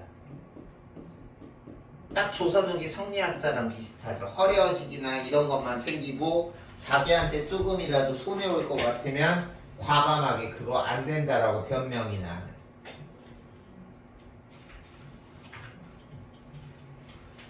됐어요? 우리가 사는데 뭔가를 이루려면 미쳐야 된다라는 말 들어봤죠. 그래 안 그래? 근데 이 사람은 목표는 있으면서 이완대장은 미치진 않는 거야. 따질 거 다 따져가면서 자기 이익 다 챙겨가면서 편하게 목표를 이루려고 하니까 당연히 허생 입장에서 마음에 안 들 수밖에 없죠. 됐습니까? 너희들도 뭔가 원하는 게 있다면 그거에 미쳐야 됩니다. 그래서 여기 지금 보면 이제 그 두 번째 계책과 세 번째 계책이 그 다음에 나오죠. 조선의 옛나라에 명나라에 입은 은혜가 있다 해서 명나라가 청나라에게 망한 뒤에 명나라의 많은 자손들이 우리나라에 와서 떠오르고 있다. 당신이 조선의 조선왕에게 청해서 딸이나 재산에 그 망한 명나라가 우리나라에서 지금 떠돌아다니는데 그 명나라 자손들이 당신이 숭상했던 명나라의 자손들이니 그 사람들에게 줄 수 있어? 라고 하니까 어렵다라고 얘기하고 있죠. 됐어요? 그럼 여기 여덟 번째 줄 봅시다. 이것도 어렵다 저것도 어렵다. 그 다음 별표. 도대체 무엇을 할 수 있단 말이요. 문제를 해결하려는 실천 의지가 없는 당시 기득권과 임금을 비판한다.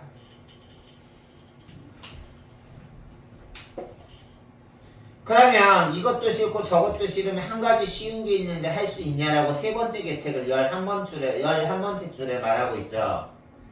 무릇 철화를 도모하고자 한다면 호걸들과 사귀어야 한다. 청나라를 치고자 한다면 첩자를 보내야 한다. 13번째 줄. 지금은 청나라가 천하의 주인이라고 하지만 중국 사람들과는 친하지 못하니 다른 나라보다 먼저 항복을 한 우리나라 조선을 청나라가 믿고 있을 거다. 그러니 우리나라가 당나라 원나라처럼 우리나라 젊은이들을 청나라한테 보내서 벼슬 왕래시켜서 하면 청나라가 좋아할 거다. 17번째 줄. 그러면 나라 안에서 젊은이를 뽑아 청나라 사람처럼 변발을 시키고 청나라 옷을 입혀보내 그중 선비들은 청나라에서 과거를 보도록 하고 장사치기는 멀리 강남이라는 거는 중국에서 그 양자경을 기점으로 해서 아래쪽을 강남이라 그래요. 청나라 아래쪽에 들어가서 그들의 실정을 청나라를 제대로 알아보게 하는 거. 그러면서 청나라 사람들과 친하게 한다면 그 병자호라는 지옥을 씻을 수 있을 것이라고 하니까 5번째 줄 이완대장이 하는 말이 사대부들 성리학자들이 자기 체면 차리느라고 몸 상기고 예법시키는데 누가 그 오랑캐 민족 사대부들이 개무시하는 청나라 사람들의 머리를 깎고 청나라 옷을 입히겠소라고 해서 여기 밑줄 치세요. 명분에만 집착하는 사대부들의 무능함에 답답함을 느끼는 거죠. 아무리 싫은 사람이 있어도 그 사람을 어떻게 하려면 그 싫은 사람을 알아야 될 거 아니야. 그래 안 그래? 예를 들어서 좀 얘가 좀 그러지만 예를 들면 정말 진짜 나에게 치욕적인 모욕을 좀 복수하고 싶은 사람이 있어. 그럼 그 사람 싫다고 해. 그 사람한테 복수하고 싶으면서 그 사람 쳐다도 안 보면 복수할 수 있겠어? 먼저 처음에는 친한 척하면서 얘기도 하고 그 사람이 어떤 상황인지 그 사람의 실체를 알아야 뭘 복수를 하든 말든 할 거 아니야. 비단 사람 간의 관계에서도 그런데 지금 청나라 치겠다라고 하면서 사대부 체면 차리면서 하지 못하겠다라고 하는 이런 명부만 차리는 사대부들에게 답답함을 느끼고 비판하는 거죠. 됐어요? 그러자 허생이 자리를 박차고 화를 냈다. 도대체 당신 같은 사대부는 뭐하는 놈들이냐. 의복은 제대로 입으면서 여기 봐봐. 쓸데없는 예법이나 하면서 공자왈 맹자왈 주둥이만 놀리고 있냐. 얘가 칠판 보세요. 장차 앞으로 세상은 공자왈 맹자왈만 해서는 안 되고 말타기, 칼쓰기, 창쏘기, 활쏘기, 돌팔매질 이게 바로 이제 실생활에 도움이 되는 것들이죠.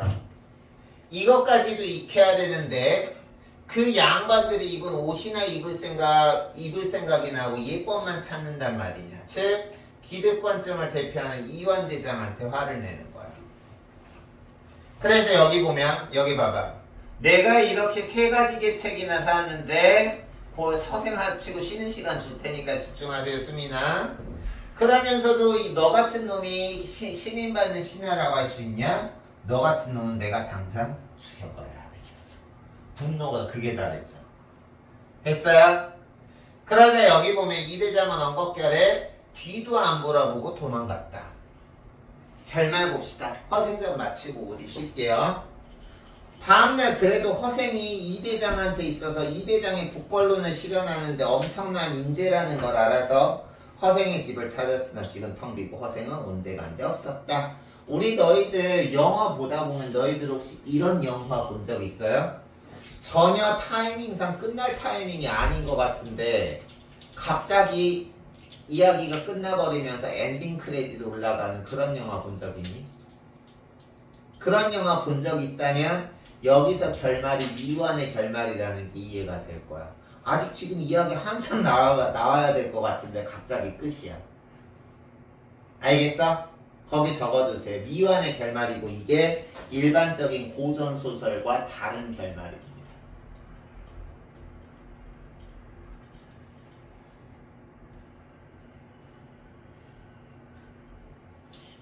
여기까지 하고 쉴게요. 이 작품은 당연히 풍자적이고 비판적이겠죠. 웃음을 유발하는데 이 웃음을 유발하는 근거가 동정이나 연민이 아니라 대상에 대한 비판의식을 통해서 웃음을 유발하니까 풍자이자 비판인 거죠. 됐어요? 그리고 여기 특징 밑줄 쳐보세요. 실학사상과 북한문. 이건 조선전기 성리학자를 대표하는 이완대장의 견해니 아니면은 실학사상을 대표하는 허생의 견해니. 실학사상 북한문. 이완대장 허생. 누구? 이완대장은 청나라 사대부 명분에 사로잡혀가지고 청나라 쳐야 된다 그랬잖아. 사대부 예법만 중시했잖아. 그래서 이완대장은 북벌론이고 여기서 실학사상이나 북학론 실생활에 도움이 되는 백성들에게 도움이 되는 사상을 따르고 북쪽을 배워야 된다. 청나라를 배워야 된다라고 한 건 실학사상인 허생이겠죠. 알겠어? 그래서 당대 사회 배경을 나타낸다. 그리고 마지막에 여기 중요하게 발표 쳐줍시다. 미완의 결말 구조로 일반적인 결말과 차이가 있다. 알겠습니까? 여기까지 질문 있니? 없어요? 그러면 잠시 한 10분 쉬었다가 이어서 하도록 하겠습니다. 첫 시간 고생했어요.